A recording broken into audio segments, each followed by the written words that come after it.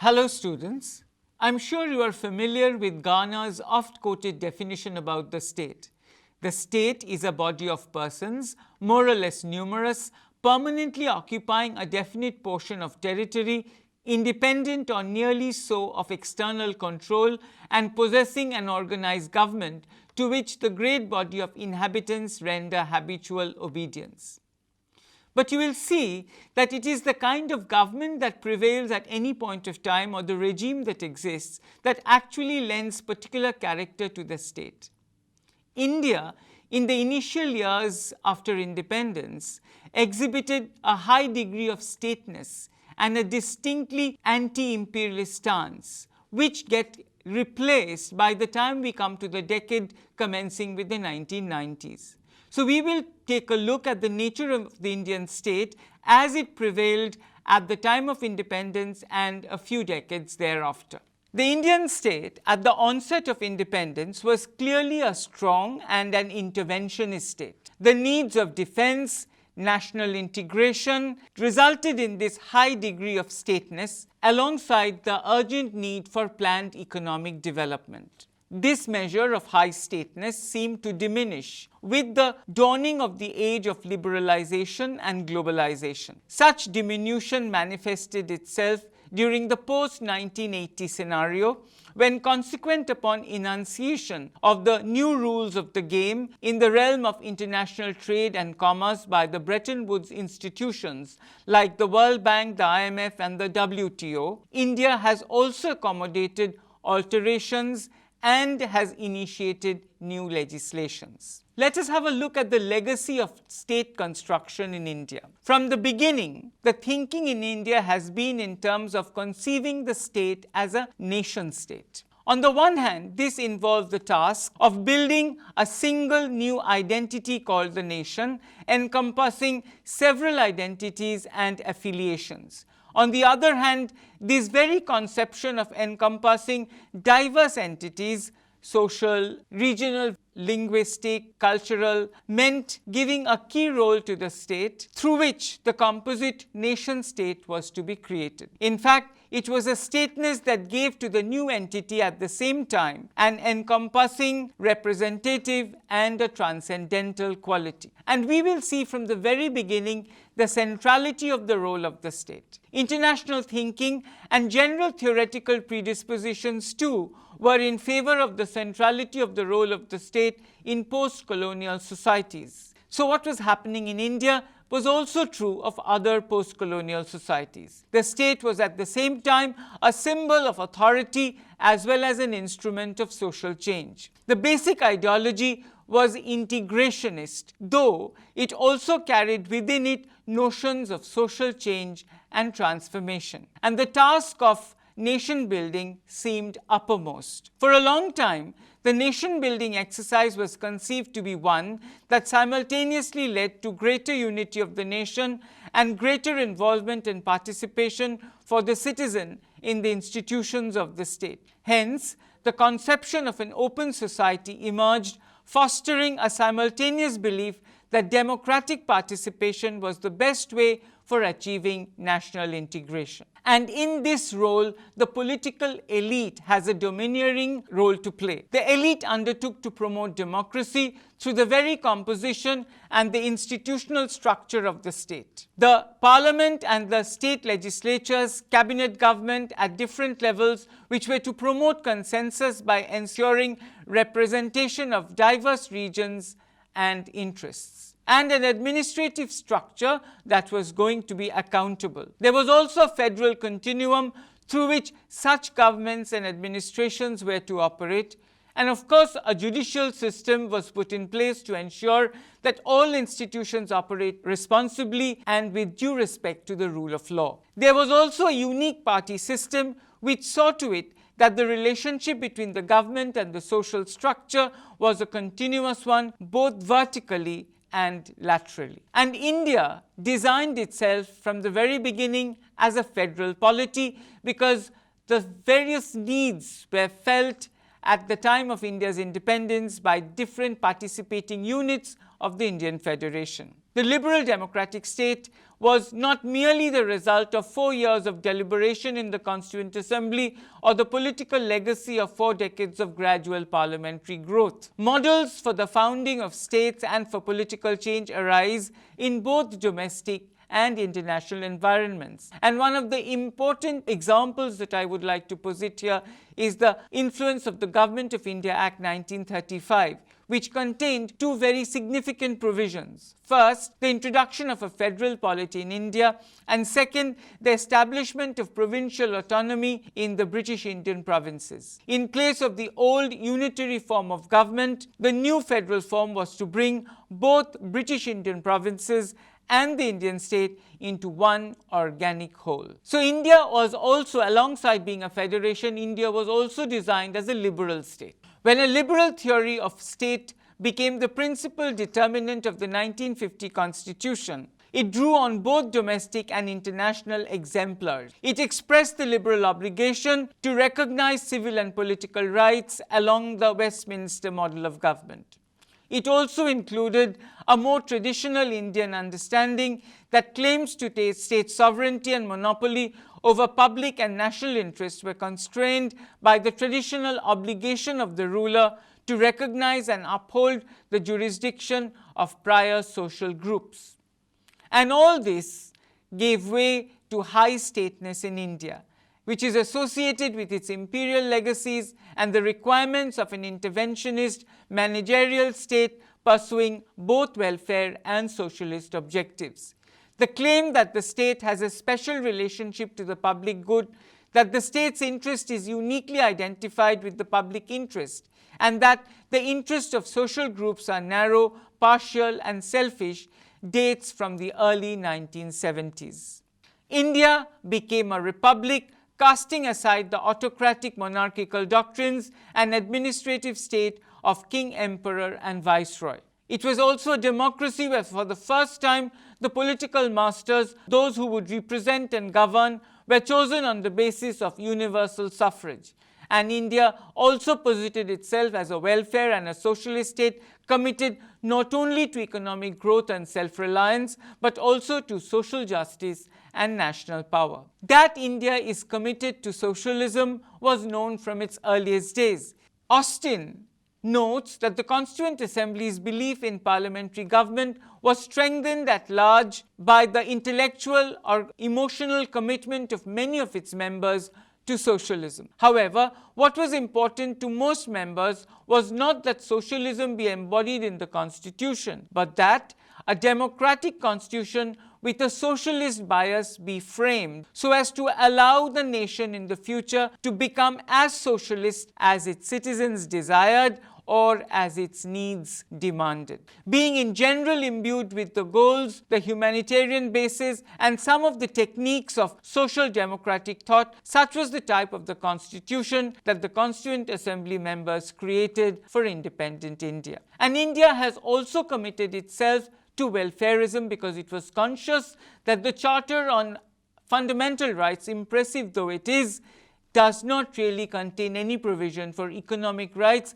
which lacuna was sought to be made up to a large extent by the democratic principles of state policy. Austin notes that it is the directive principles where one finds an even clearer statement of social revolution. They aim at making the Indian masses free in the positive sense, free from the passivity engendered centuries of coercion by society and by nature, free from the abject physical condition that had prevented them from fulfilling their best selves. This is ensured by requiring the state to apply the precepts contained in the directive principles of state policy enumerated in the Constitution, which were an important aspect of the democratic constitution that India gifted to her citizens. And we gradually moved towards a maximalist state. When India chose to follow a socialistic pattern of development and equipped herself with a mixed economy to that end, it was to assume that the state was gradually shifting away from a conventional liberal model towards a maximalist state. For Nehru, socialism meant using the planned development of an industrial society as a panacea for all the social ills. In a mixed economy, the state would occupy the commanding heights. The socialist state would serve society by providing collective and public goods from which everyone would stand to benefit. Equally important, concentrations of private economic power were to be eliminated or controlled so that they could not appropriate state authority or resources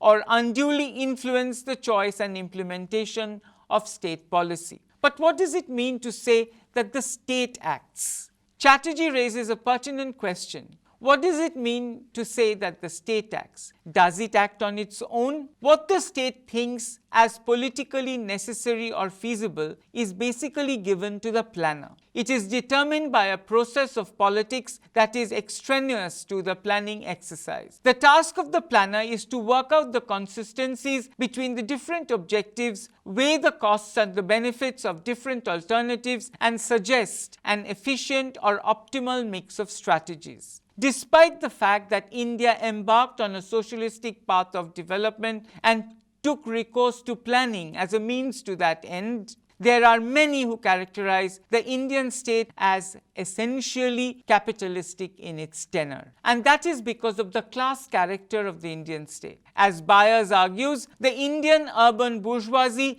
is manifestly one of the dominant classes in the Indian social transformation, and the Indian state has consistently attempted to represent the interests of this class via development planning, via the public sector, via a concerted attempt to keep organized labor in check, and in all kinds of other ways. In fact, the post-colonial state in India has been primarily preoccupied with the creation of the conditions for a successful transforming capitalistic development. The instrumentalist view of the state is thereby posited in a narrow functional sense of laying the groundwork for capitalism and ensuring its dominance and development. So what we see in 1947, when India made its tryst with independence, is a clearly centralized state. Paul Brass comments that India's constitution was born more in fear and trepidation than in hope and inspiration. Such fear of disorder was not entirely unfounded,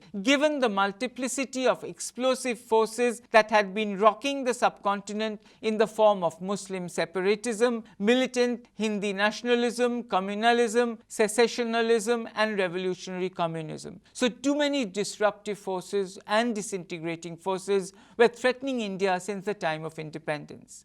The response of India's constitution makers to these threats and dangers was to frame a constitution with numerous provisions designed to deal effectively with the threat of disorder through the creation of a strong centralized state. Otherwise, perhaps the balkanization of India would have been inevitable. So India in 1947 is clearly a control and a command state. India from the time of independence exhibited the character of a strong state grounded in the convictions of Nehruvian socialism and spearheading the goals of social justice through its model of a mixed economy. Besides, the fact that India was born with hostile neighbors together with divisive explosive forces like communalism that I have just mentioned, they thrust upon the state a degree of control and command that seemed to be clearly the need of the hour. Kohli therefore comments that the state has played the central role in producing this mixed economic outcome, the argument being that the modern interventionist state that replaced the laissez-faire colonial state at mid-century provide a framework for modest economic growth and industrialization, a clear improvement over the nearly stagnant free market colonial economy that preceded it. So colonialism definitely left an indelible imprint on not only the freedom movement of India, but also the kind of state that emerged in the aftermath of independence. Kohli explains the impact of colonialism with reference to a number of factors. First, the state that Indians inherited from the colonial past was modern and democratic, yet not all that effective as an economic actor. This state was a product of both colonial construction and nationalist pressures and design. The British in India created the basic state architecture, political unity and centralized authority, a modern civil service and armed forces and rule of law, an independent judiciary, and rudiments of federalism and democracy, with increasing and growing participation by Indians. The second factor that was impacted by colonialism. India's mass nationalist movement developed in opposition to the colonial state as a vehicle for capturing state power. The political process helped to create a sense of nation in India. Remember, nation building was a top priority in the initial years after independence. And this generated political values that placed a premium simultaneously on democracy and statist development. But while India's nationalist movement was a powerful oppositional force, it never developed a corresponding organizational structure, such as a tightly knit political party or even a coherent political strategy that would allow it to redesign the state in accordance with its development ambitions. The Indian nation, therefore, was definitely a negative response because it was born as some kind of a hatred to foreign rule, because otherwise the diverse elements were far too many within the nation. The whole idea of the Indian nation was, in a way, therefore, a negative response, for it was born out of hatred against a common enemy, and it was this negative factor which consolidated the otherwise fragmented elements of the Indian polity. But after independence, this consensus gradually started waning. The attainment of independence and the concomitant departure of the colonial rulers exposed the fragility and fragmentary character of the multi-class Indian state, which was subsequently unable to enunciate and execute developmental policies and programs based on consensus, which explains the low trajectory of economic progress that followed. As Kohli puts it, the result was a fragmented multi-class sovereign state whose developmental inefficacy has remained at the heart of India's lackluster economic performance. Finally, talking about the impact of colonialism on the nature of the Indian state, the Indian subcontinent was for a long time characterized by low technology, low productivity, agrarian economy. The political instability of the 18th and early 19th centuries resulted in the absence of any spontaneous economic progress. The British in this 19th century setting provided political unity, a national market and infrastructure, but these developments were not sufficient for any kind of sustained economic growth, including industrialization.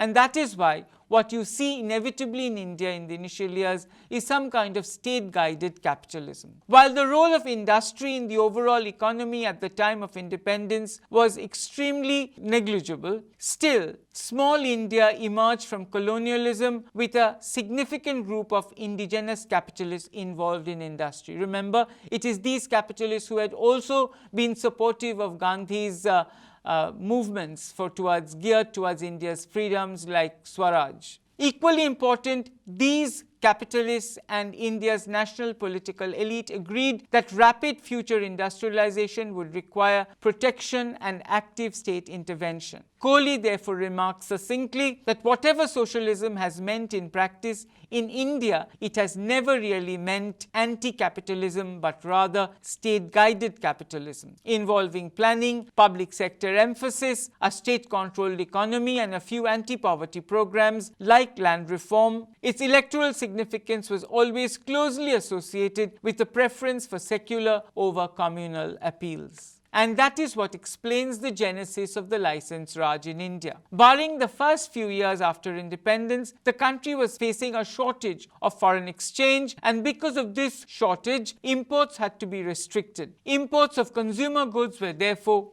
disallowed. A good number of restrictions were put on the import of industrial goods, and the efforts of the government was to encourage the production of these goods indigenously. Local industries were encouraged to have foreign collaboration collaborations and to import the technical know-how needed to produce what was being imported into the country. Levying higher tariffs restricted imports, and there was also a total or partial physical ban on the imports of such products. This gave a much needed sheltered market for the Indian goods, and many industries thrived within these protective walls. And that was in fact the basic raison d'etre of the license Raj that prevailed in the initial years after independence. And we see in this system an emphasis on the public sector. Right from the beginning, the planners attached great importance to the public sector. It was expected that the sector would control the commanding heights of the Indian economy. In fact, if you look at the Industrial Policy Resolution of 1948 and 1950, you will find a very important role assigned to the public sector. Power, telephones, communications, atomic energy, defense industries are some areas were reserved for the public sector. Certain industries like life insurance, civil aviation, banks were nationalized and were included in the public sector. Thereafter, whenever there was a shortage, the government of course stepped in to bail out, as it did with the cement and paper industries. So India clearly presents itself in the initial decades after independence as a centralized state. The Planning Commission came into existence in March 1950 as a compromise between those who wanted the commission to enjoy powers of policy implementation and those who wished that it remained basically an advisory body. But it was entirely a top-down approach that the Planning Commission embodied, which you will see getting completely replaced by the Niti Aayog in contemporary times. The extent of control exerted by the state becomes clear from an inspection of some of the industrial policies pronounced by the Government of India in the years following independence. The Industrial Development and Regulation Act of 1951 was a compromise between those who wanted excessive controls and those who wished the self-regulation of industry. A number of sectors were brought under licensing, but development councils were also established to give industry a voice in sectoral policies. The private sector, however, is in a position of dependence with respect to the state. And this is fundamental to the character of the first few decades after India's independence, something which goes a somersault in the time following 1990s. The process of implementation of the Industrial Development and Regulation Act 1951 cognized and confirmed the wide powers that were now available to the government. This resulted in more or less complete control by the bureaucracy on the industrial development of the country, and you will find this getting reiterated by the initial 5-year plans. Private investment in organized industry in the first plan was about twice the level of public investment. Even though private capital had some room for maneuver, the state's powers over private capital through licensing and financial controls rendered the private sector in a position of dependence with respect to the state. So what are the clear instances of state control? In April 1964, the Government of India appointed a Monopolies and Restrictive Trade Practice Inquiry Commission to inquire into the existence and effect of concentration of economic power in private hands. The MRTP Act 1969 sought to prevent concentration of economic power to the common detriment, provide for control of monopolistic, restrictive and unfair trade practice, and protect consumer interests. The Act defines monopolistic trade practice as that which represents abuse of market power in the production and marketing of goods and services by eliminating potential competitors from the market and taking advantage of the control over the market by charging unreasonably high prices, preventing or reducing competition, limiting technical development, deteriorating product quality, or by adopting unfair or deceptive trade practices. So we definitely find an intensification of state intervention in the economic activity of the nation. The FERA, or the Foreign Exchange and Regulation Act, was amended in 1973. This brought a greater change in the foreign investment policy of the Government of India. Foreign equity was to be permitted only in companies in Appendix 1 industries or in those that were engaged in exports. Foreign firms were not allowed more than 40% of equity. Only certain industries in the area of sophisticated technology Mukherjee were allowed 51% foreign capital. FERA companies were subjected to many restrictions and were not allowed to participate in certain industries. They were also not allowed to expand and take up production of new products. Mukherjee thus notes that the period between 1969 and 1974 witnessed an intensification of state intervention in economic activity coupled with agrarian reforms. So until the 1980s, from where the change starts happening, we find the prevalence of clearly what has been known as the Licence Raj in India. Such was the regime that earned India the title of the Licence Raj. As Rudolph and Rudolph remark, under state-dominated pluralism, the political arena is populated by relatively autonomous interest groups. But despite their autonomy, they are overshadowed by an omnipresent state. State control of the policy agenda is most clearly expressed in the Planning Commission's perspectives, 5-year and annual plans. Inter alia, targets for most of the investment in the organized economy and for infrastructure, whether it be in the realm of power or irrigation or transport, are basically set by the Planning Commission allocations. The state's monopoly of credit, together with its taxing powers, provides it with extraordinarily powerful means to encourage or deter market and organizational behavior.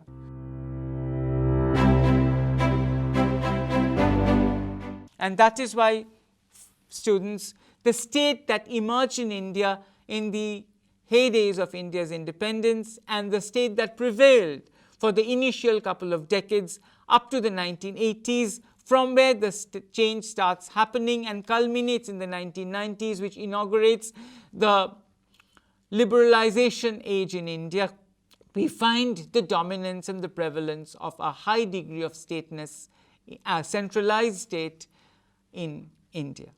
Thank you.